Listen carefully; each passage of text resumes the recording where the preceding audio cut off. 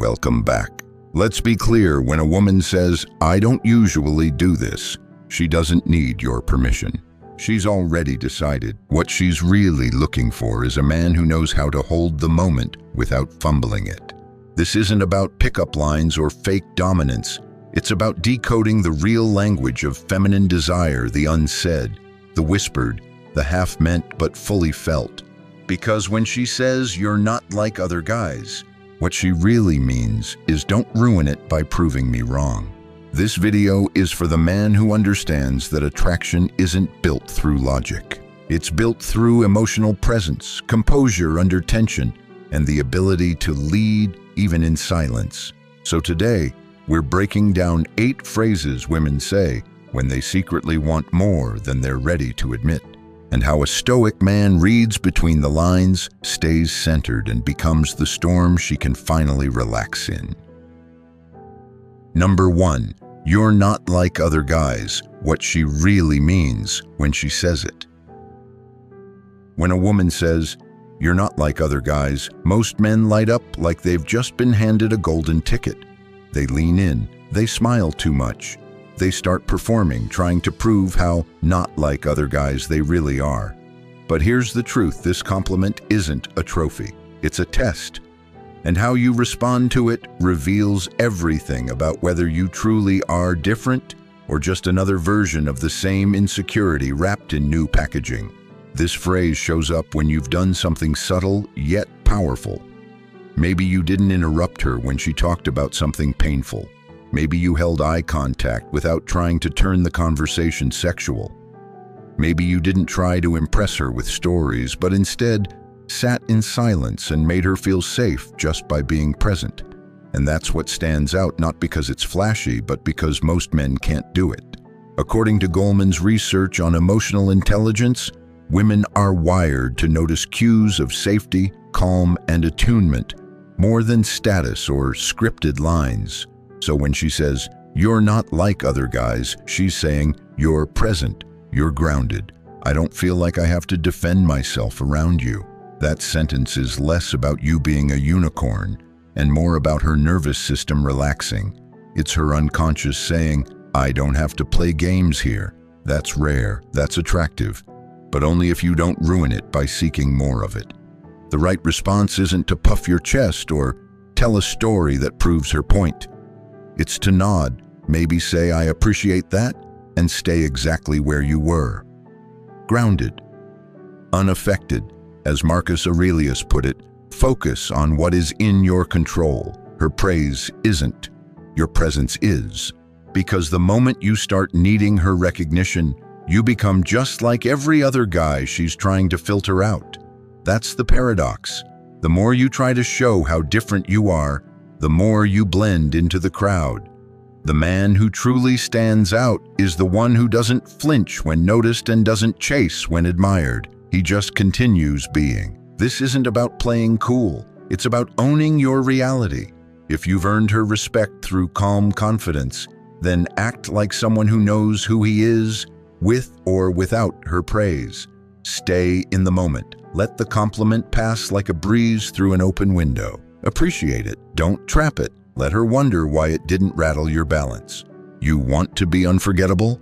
Then stop trying to be. Just embody what few men can: stillness, self-respect, and emotional presence. That's the version of not like other guys that doesn't need words to prove it.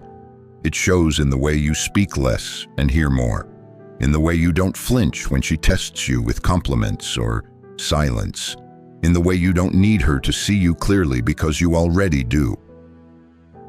Number 2, what she's actually saying behind the curtain of caution. You've probably heard it before. Maybe it was after the second glass of wine. Maybe it was on a quiet walk back to her place. Or maybe it slipped out with a nervous laugh as she unlocked the door and turned to you, saying, "I don't usually do this." Most men either smirk, tease, or say something dumb like, "Sure you don't." And in doing so, they completely miss the point and often the moment. This phrase isn't about facts. It's not a confession or a defense. It's a psychological bridge between her desire and her dignity. a way of giving herself permission while shielding herself from the shame society still stubbornly attaches to women's sexuality. According to Buss's work in evolutionary psychology, women often walk a narrow tightrope between expressing desire and protecting their reputation. So this line, this tiny, nervous phrase, isn't a red flag. It's a green light, camouflaged for survival. If you react with sarcasm or disbelief, you're not just breaking the spell, you're telling her that her vulnerability isn't safe with you. And if there's one thing women need more than attraction, it's emotional safety. That's the real currency here. That's what earns you intimacy, not the lines you use or the hours you spend together. The best response? Presence, stillness, maybe a gentle "I hear you," or even silence, letting your calm reassure her more than words ever could. Epictetus said, "Keep silence for the most part."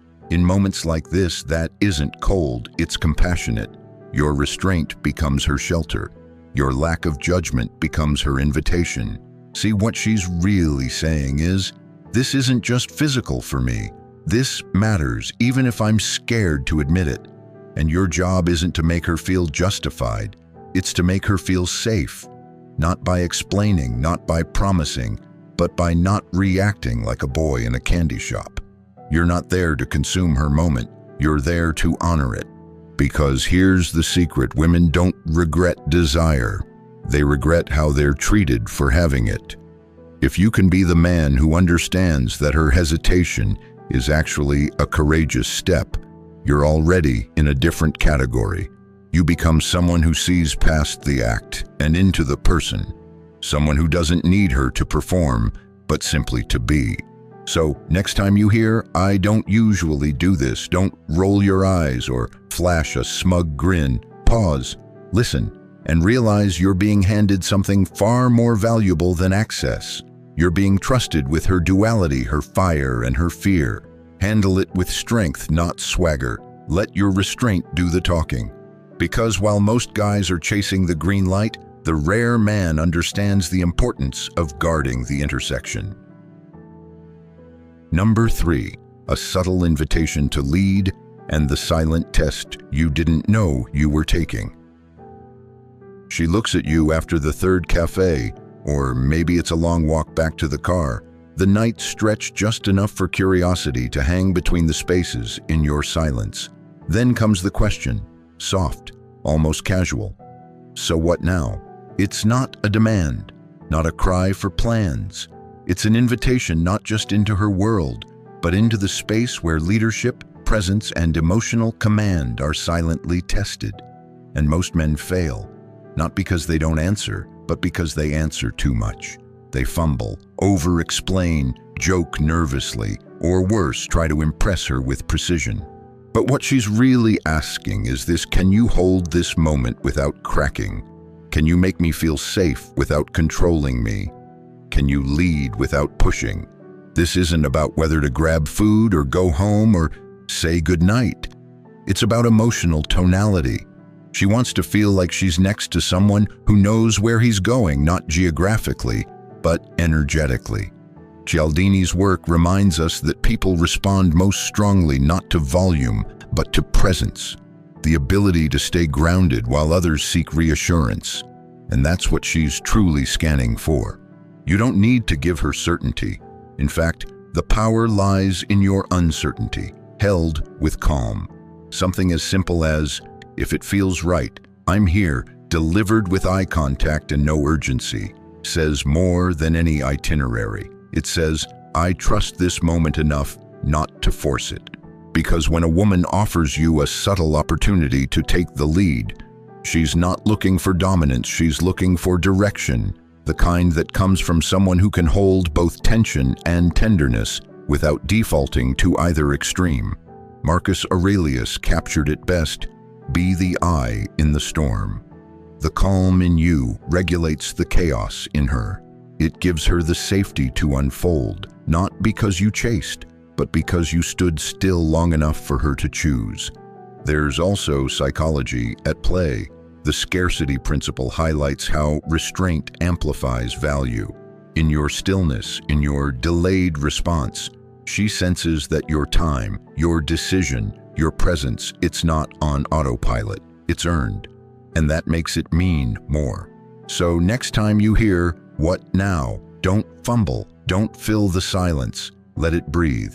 Let her curiosity meet your composure. Lead not with plans, but with presence. That's the kind of leadership she craves, and the kind of moment she'll remember. Number 4, we probably shouldn't be doing this. Embracing emotional tension. She says it in a whisper, as if trying to convince herself more than you. You're close now. There's silence, tension, heat. Her words aren't rejection, they're friction. Not a stop sign, but a curve in the road. We probably shouldn't be doing this. And in that sentence lives her conflict. A split between her inner world of rules and her outer world of craving. Most men hear this and panic. They either retreat out of fear or overcompensate, rushing to assure her, comfort her, or make her laugh to break the silence. But what she's really looking for isn't reassurance. She's looking for you, the version of you that doesn't collapse under emotional pressure. The man who can hold the moment, not fix it. What she's doing here is something Daniel Goleman's research on emotional intelligence explains well. She's feeling something powerful and vulnerable, and she needs to know if she can feel it with you without shame.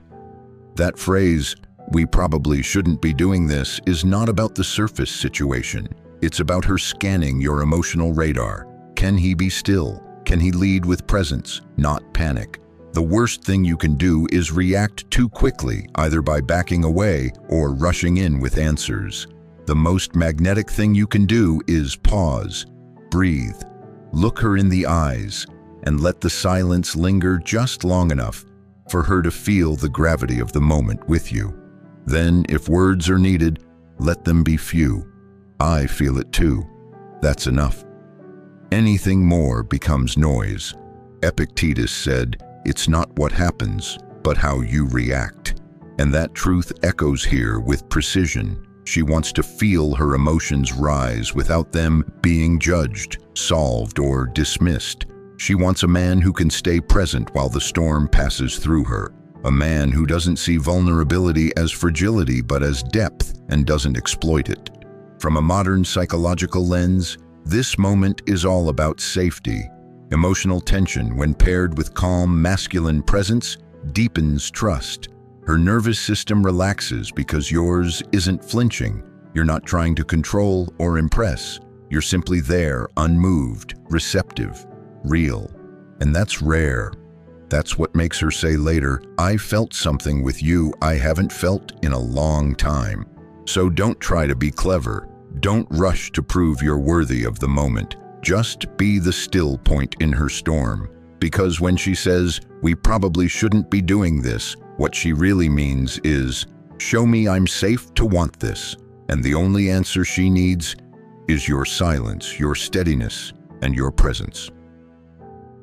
Number 5, what would you do if we were alone right now? Testing your emotional frame.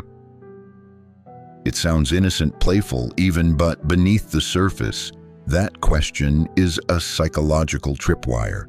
When she leans in and asks, "What would you do if we were alone right now?" she's not asking for logistics. She's not waiting for a fantasy.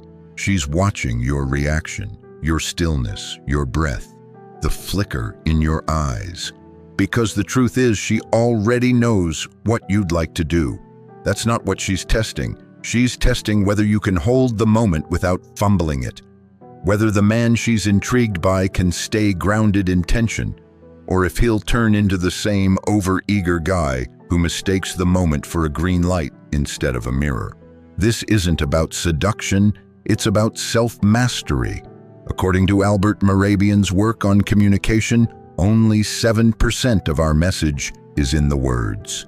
The rest, tone, body language, eye contact, tells her everything. So when she poses the question, your response isn't your words, it's your composure. Most men flinch, crack a joke, or leap at the bait. They try to impress, prove, or perform. But a man who understands the real test will do less. He'll smile calmly. He'll hold her gaze not with hunger, but with knowing. And maybe, just maybe, he'll say something like, "You already know," and leave the rest unsaid.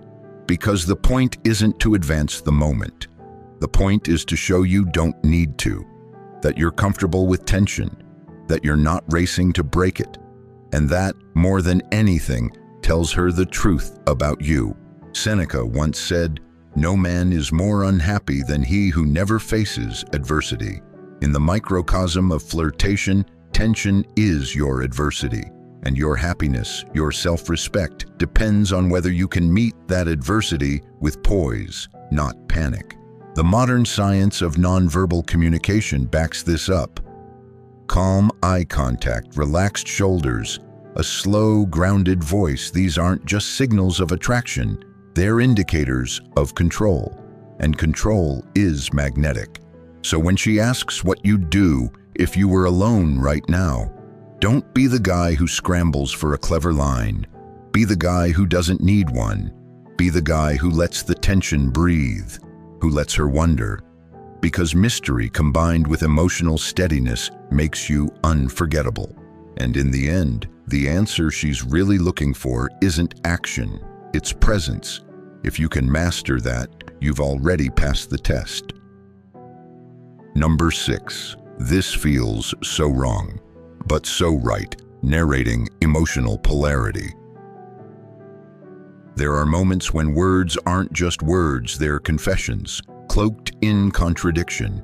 When she whispers, "This feels so wrong, but so right," she's not asking for clarity.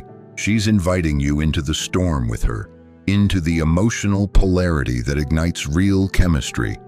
Not the safe, scripted kind, but the kind that dances on the edge of chaos. She knows what she feels, the tension, the pull, the line she might be crossing. But instead of pulling away, she names it. Not to stop it, but to see how you hold it. Not to retreat, but to test if you'll rush to explain or dissolve the tension, or if you'll stand with her inside it. Because attraction is rarely linear. It doesn't play by clean rules or tidy timelines.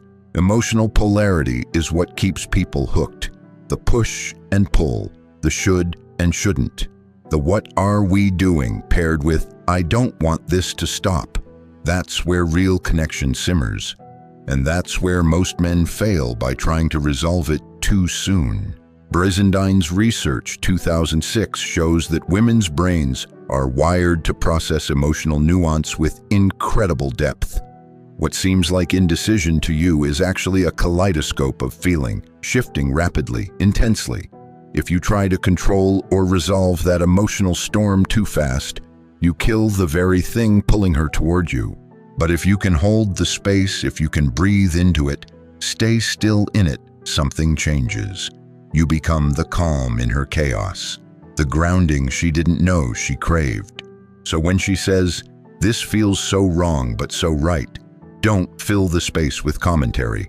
Don't smirk or explain or ask what she means. Just meet her gaze. Let her feel your steadiness. Maybe place your hand gently on hers, or say nothing at all. And if words must be said, let them be simple, "I get it." That's enough, because what she needs isn't your opinion. It's your presence, your lack of fear, your emotional gravity. Marcus Aurelius captured it best. The art of living is more like wrestling than dancing. That's what emotional polarity is, a wrestle between instinct and judgment, desire and doubt. If you can embrace that tension, if you can let it stretch without breaking, you become unforgettable. Modern neuroscience tells us what ancient Stoics knew all along.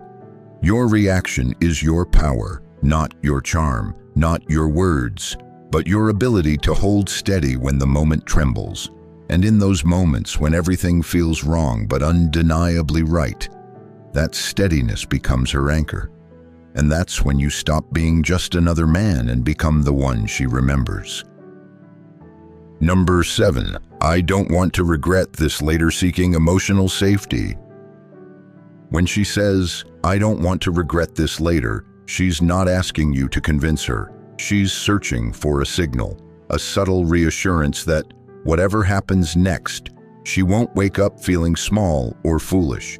It's a checkpoint not of lust, but of value. She's measuring how much you respect her boundaries in the moment where most men bulldoze through them with flattery or frustration. You might hear that line in a moment of heat, your hands intertwined, her breath close, the silence humming with tension. But beneath that surface is a quiet question. Will I still feel safe with myself after this? She doesn't fear you. She fears how she'll feel about herself because of you. That's the emotional math. And it's a calculation rooted deep in female psychology. Evolutionary psychology, particularly Buss's research 1989, shows that women often weigh the cost of regret as a means of protecting their social value. That doesn't mean they don't desire. It means they are conditioned culturally, emotionally, even biologically to pause before acting on that desire, to question whether this connection honors their worth or exploits it. This is where most men panic. They start reassuring, explaining, over-promising. You won't regret it, I swear. But in doing so, they reveal exactly what she feared, that her feelings are being negotiated, not respected. Instead, the strongest thing you can do is simply hold space. Nod. Say, I hear you, then go still. Maybe you gently hold her hand or lean back slightly to give her space. Your restraint, your ability to not need a decision, becomes the very thing that earns her trust. Because what she really wants to know is, can I feel safe with this man after the moment passes? Epictetus said, control what you present. And in that moment, what you present isn't just your presence, it's your patience. It's your lack of entitlement. It's your willingness to let her choose without pushing her. This is why Stoic practice matters.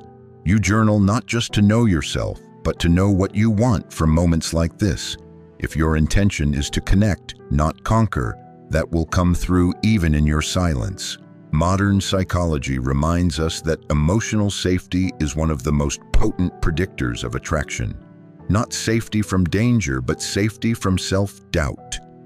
If a woman can look at you and feel like her dignity remains intact no matter what, that's the emotional gold. So the next time she says, I don't want to regret this later, don't try to fix it. Don't even try to understand it. Just respect it and trust that by doing less, you're actually giving her more. Number 8. Her silence, the loudest invitation. There's a kind of silence that isn't awkward, it's electric. It's not the absence of words, it's the presence of something deeper pressing against the moment. When she locks eyes with you, then goes quiet, leans in slightly but says nothing that's not hesitation. That's her asking, can you feel this too? Many men misread this silence as uncertainty or disinterest, and they rush to fill it, a joke, a compliment, a question, anything to escape the tension. But what they're really escaping is the test, the invitation hiding in plain sight. This silence is her final filter. It's how she separates the men who react from the men who hold. Because when a woman goes quiet after a moment of connection, she's surrendering control. She's signaling that you now carry the energy. The question becomes, will you fumble it or honor it? Psychologically, this is where the Zeigarnik effect comes in. That unfinished moment, the silence, isn't a void. It's a loop her mind keeps returning to. Unresolved moments leave the strongest emotional imprint. And if you can hold the tension without breaking it, you become the imprint. Don't speak, don't explain, don't flinch. Just breathe slowly.